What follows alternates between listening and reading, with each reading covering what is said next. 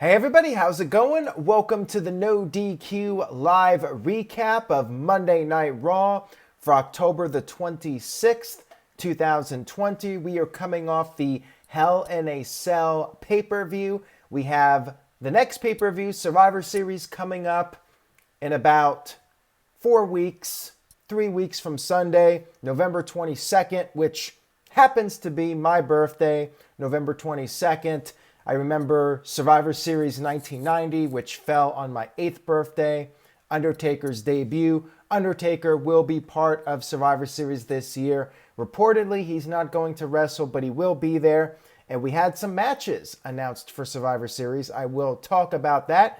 Let's go ahead and get started. Shout out to the chat room for tuning in live. I appreciate it. We had a recap from Hell in a Cell. We had Drew McIntyre come to the ring for a promo.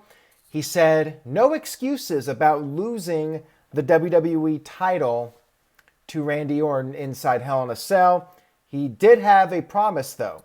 He will one day become WWE champion once again. He said he gets knocked down, but he comes back up twice as strong.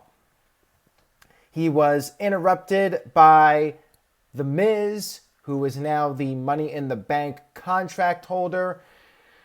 John Morrison out there with Miz, of course. Miz joked around with Drew, but Drew had very little patience for the Miz's antics. Miz brought up how now Drew McIntyre does not have to worry about somebody cashing in Money in the Bank on him. And McIntyre doesn't have to have a target on his back. Miz brought up how he beat Randy Orton 10 years ago to win the WWE title, successfully cashing in Money in the Bank, and said that history could very well repeat itself. Morrison took some shots at McIntyre and then said hopefully it will not take another 19 years for McIntyre to get a match for the WWE title. McIntyre, he had enough. He headbutted The Miz. He attacked Morrison.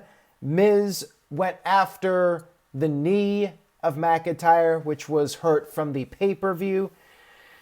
But then McIntyre fought back and Miz and Morrison retreated. McIntyre stomped on The Miz's sunglasses because, well, he means business.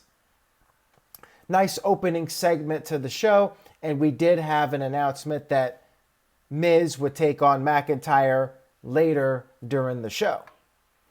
We had our first match of the evening, which was a qualifying match for the Survivor Series men's traditional elimination match.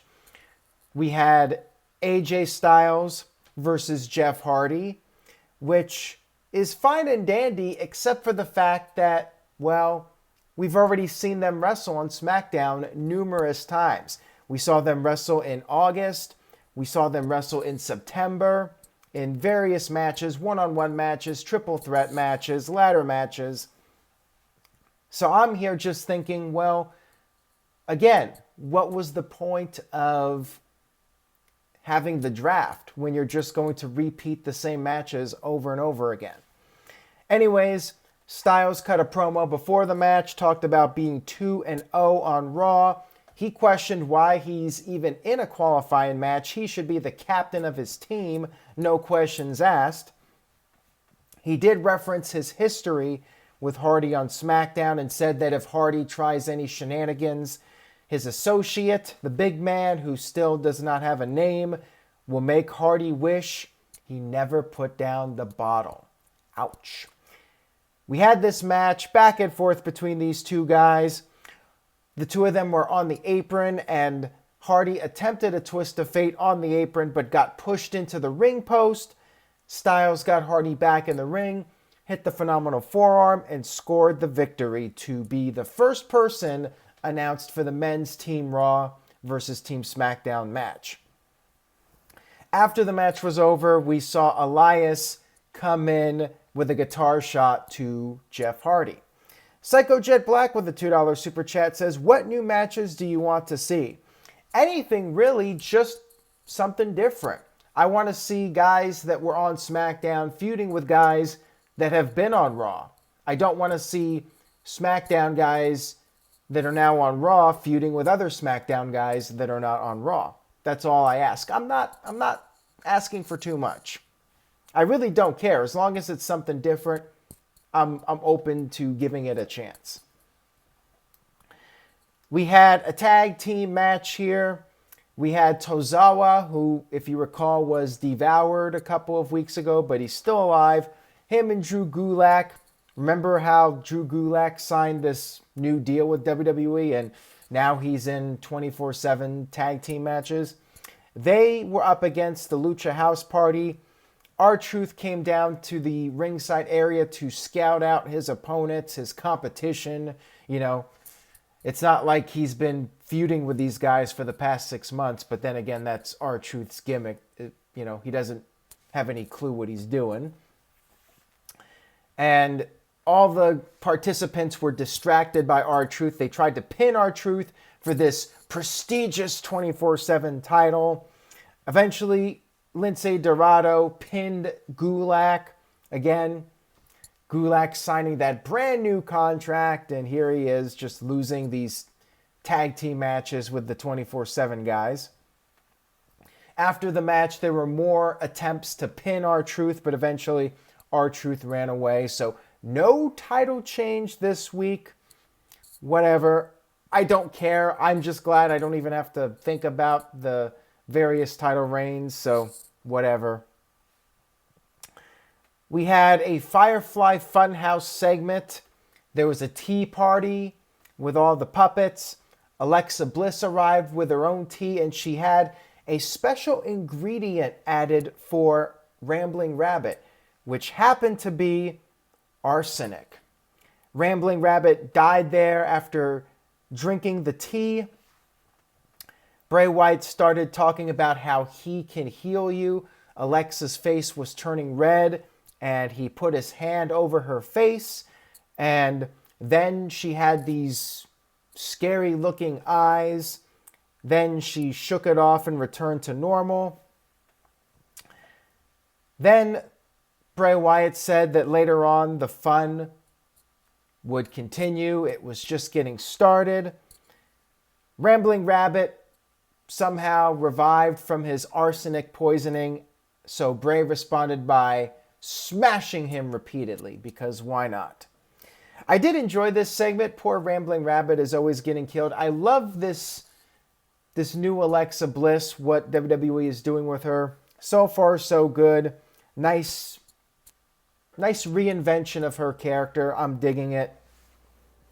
We had Keith Lee interviewed backstage, asked about losing to Braun Strowman last week after the low blow, and said that Braun could not beat him clean.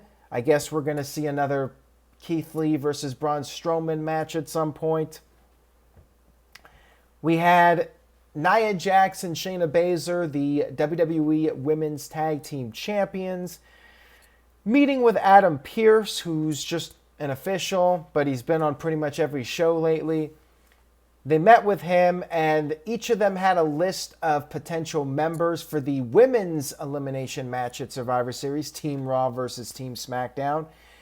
And apparently, Shayna's list did not include Nia Jax. And Pierce said that he would make an announcement by the end of the evening regarding the participants for this match. We had Elias come to the ring. He did his song. Well, he attempted to do his song, but he was quickly interrupted by Keith Lee. This was another qualifying match for Survivor Series. And Elias went up to the top rope to try and finish off Lee when Jeff Hardy's music started playing, but no Jeff Hardy. Elias just stood there on the top rope. Keith Lee took advantage, slammed him from the top rope to the mat, and then hit the Spirit Bomb for the 1, 2, 3. Stupid heel Elias, which is, of course, better than a stupid babyface any day of the week. And after the match, Jeff Hardy did show up and he hit Elias with a guitar. That feud must continue, of course. We had a recap of the Hurt Business versus Retribution, and Hurt Business came to the ring. They cut a promo. It was announced by the commentators that Bobby Lashley will defend, or actually not defend.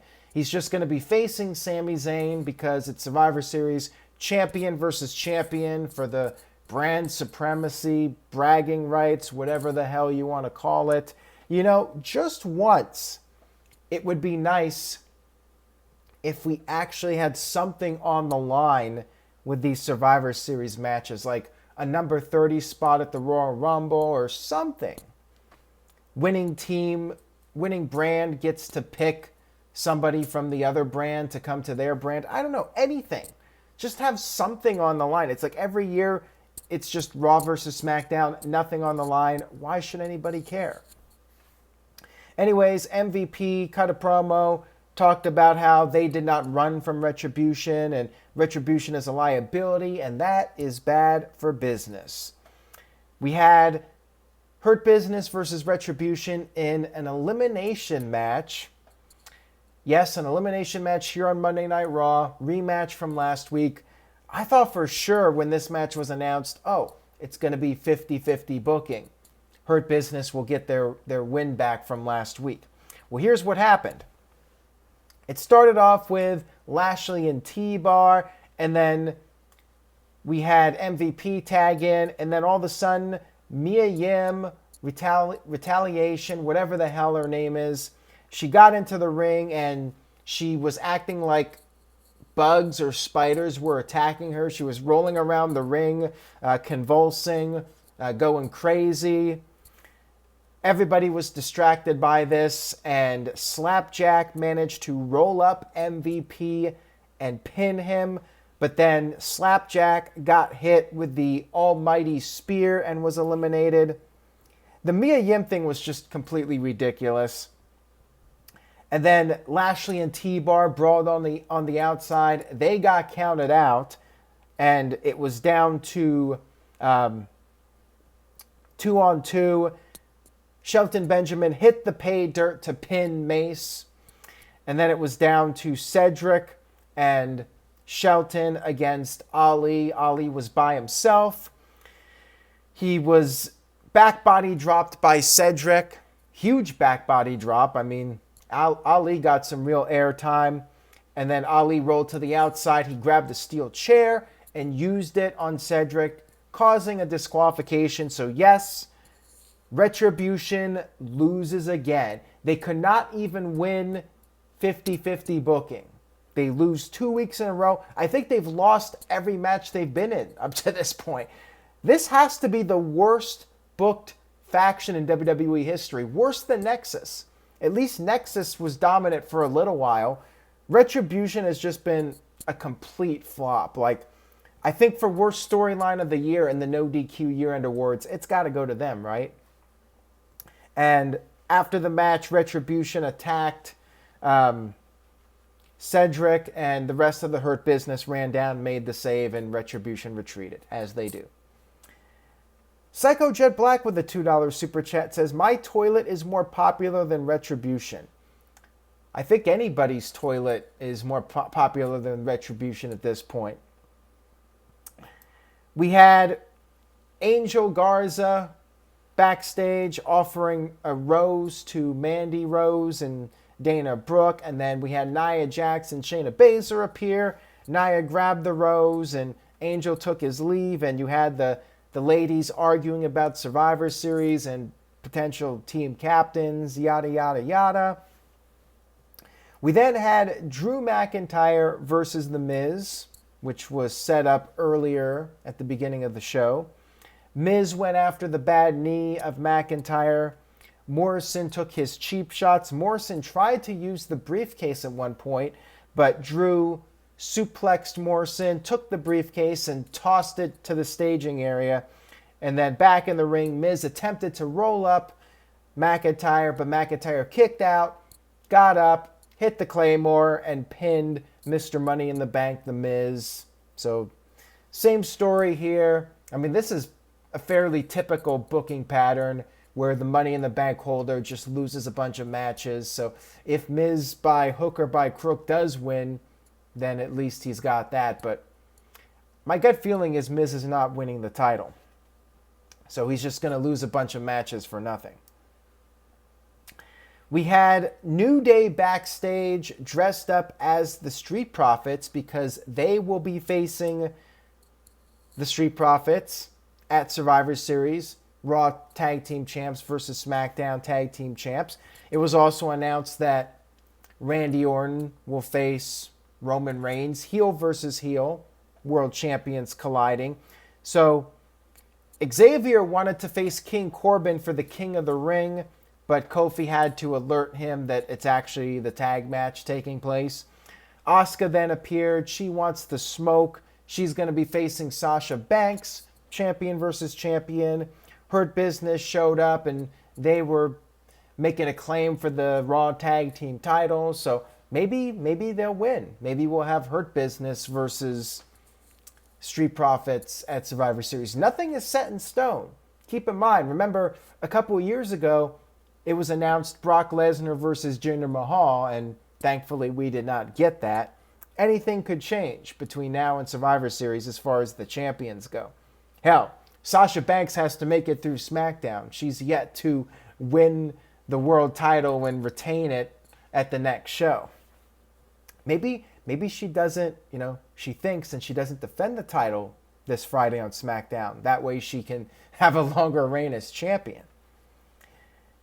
We had Drew McIntyre interviewed backstage and said Randy will have a moment later, but it will not be of bliss because Randy Orton was in fact announced for a moment of bliss and Drew vowed to crash the party. Adam Pearce and Pat Buck were in the ring. They introduced the Raw women's participants for the traditional Survivor Series match. Nia Jax, Shayna Baszler, Mandy Rose, and Dana Brooke, but then announced that there will be a fatal four-way match to determine the fifth person. The participants for this, Lana, Lacey Evans, Peyton Royce, and Nikki Cross, who had terrible new music. The trend continues of getting rid of the CFO theme songs and using the new Def Rebel or whatever the hell they're called. It was awful. It did not fit Nikki's character at all. Really bad choice of new theme music. So anyways, we had a fatal four-way match, and in the end, Lana was knocked to the outside with a women's right. The other three did this Tower of Doom spot, and then Lana got back in the ring, took advantage of the situation, and pinned Nikki Cross. Lana is the fifth member of the Raw team, which, hey, I mean, you got to have somebody eliminated first. I remember back in the day, Coco Beware and Tito Santana were in those matches with Team Hogan and Team Warrior. And of course, they were the first ones out. You got to have somebody go out first. I'm guessing Lana will be the first one out. Maybe Lana's the sole survivor and we get a big swerve. Who knows? So anyways, we had Lana give a big hug to Nia Jax. It looked like all was well with them. They were finally united. But then, of course, Nia Jax puts Lana through the table. Sixth time now in 7 weeks. I love that they're doing this as a running joke. I think it's great. Poor Lana. She's just getting beat up every week. But yeah, I'm enjoying the running joke. Good shit here. Backstage, Randy Orton was interviewed. He said he's not afraid of the Fiend, and if the Fiend shows his face, Orton will introduce him to the most dangerous letters, RKO, yada, yada, yada, yada, yada. And then backstage, Ali and Retribution did a promo, and Ali said Retribution is on a mission. They will sacrifice everything for the mission. They are men and women on a mission. We'll see how that goes. We had Matt Riddle versus Sheamus, the third match to determine the third person in the men's elimination match, Raw versus SmackDown at Survivor Series. This was a really good match. I thought this was the match of the show. damn good match between these two. Back and forth, lots of near falls. Sheamus with a knee to the face for a near fall. Sheamus was on the top, but Riddle hit an exploder off the top for a near fall. And Sheamus missed a bro kick, and Riddle did a bridging German suplex for a near fall. But then in the end, Sheamus did connect with the bro kick and pinned Riddle. I'm a little surprised Riddle lost, but maybe it's because of what's happening with the legal case and the speaking out movement, and WWE just doesn't want to push Riddle too strongly right now. Otherwise, I'm not understanding why Riddle's not in this match. I suppose he could be added next week or something, but Riddle's kind of on a losing streak right now. He hasn't had a shining moment on Raw yet. Perhaps that's why. It's because of what's going on in real life. Who knows? But still, very good match here between these two, and I definitely recommend checking it out. We had our main event segment of the evening, which was a moment of bliss with Randy Orton. And Alexa promised that she would not bite. She wanted Randy to take a seat, but Randy said he's cool with just standing. And he wanted to know if she has a surprise for him, and she said no. Why would she have a surprise after Randy Orton and Drew McIntyre burned the house down at Hell in a Cell, which of course is a reference to the Randy Orton and Bray Wyatt feud from a few years ago when Orton actually burned down Bray Wyatt's compound. So I like that they're referencing that past feud. I like how we're going full circle with this. Randy had one question: where's the Fiend? But before we could find out, Drew McIntyre ran down to the ring. They started fighting. Alexa Bliss was laughing. And then all of a sudden the lights went out. And we had the lights come back on with the scary music. Kind of come back on, the red light. McIntyre was in the ring. Orton was on the stage. And the Fiend was standing right behind the Viper. Instead of going after the Fiend, Orton walked back towards the ring, met McIntyre. They resumed fighting.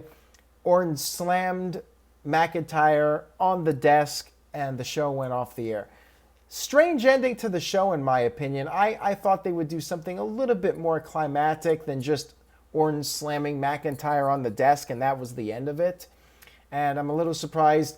I was thinking that maybe we would have the Fiend and McIntyre go at it. Since Orton is facing Roman Reigns at Survivor Series, you could do something different with McIntyre and have him go against the Fiend.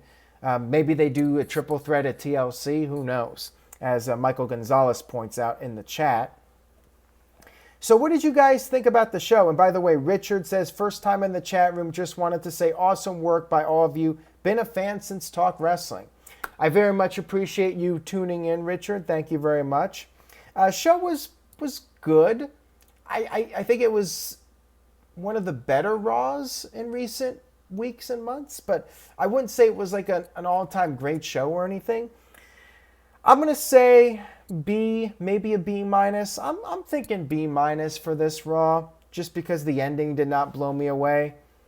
Mr. Anderson with a B, Michael Gonzalez with an A-, Jeremy Dorset with a C-, Amanda with a C, Israel Diaz B, Kev with a B-, Michael Wayne with a C+, Luis Ortiz with a B-. Roy would say B+, nice show. Ace and his Familia Vlogs with a B++, and Matt Helms with a B-, Shaddy Snake with a C, and Marcus Metcalf with a C as well. Psycho Jet Black with a $2 super chat. Thank you, Psycho. Says, are we getting the Fiend versus Orton and Drew McIntyre at the Royal Rumble?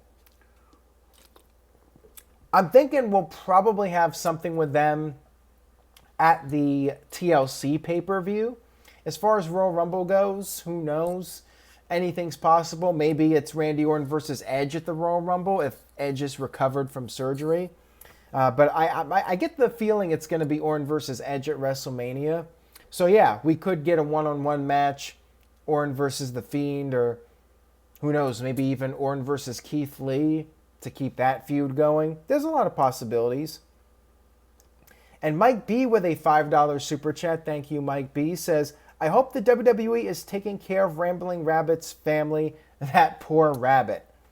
I hope Rambling Rabbit is being paid well because he's getting killed every single week. He is in fact the Kenny of WWE right now. But yeah, I'm really enjoying Rambling Rabbit, and I like the stuff with Alexa Bliss. There were some good things on Raw. Definitely check out the stuff with Alexa Bliss, the Firefly Funhouse, the main event segment. And as far as matches go, Matt Riddle and Sheamus, definitely one worth checking out. Probably skip the Retribution stuff, though. So that's all I got for tonight. Thank you all for tuning in. Stay tuned this week for the No DQ review. I believe we're doing it Tuesday night, and then Wednesday night, NXT and AEW. I will be talking about NXT and recapping Halloween Havoc. Stay tuned for that. Subscribe, turn on the notification bell for updates, and just please spread the word about NoDQ.com. Shout out to Colin Andrew for putting up the Fire Virtue t-shirt design on Monday Night Raw. He promptly got booted out. He might be banned for life, or maybe banned for 3 months if it's like the Stonecutters. Thank you guys again. I appreciate your viewership and support. Stay positive, be safe, and I will see you guys next time.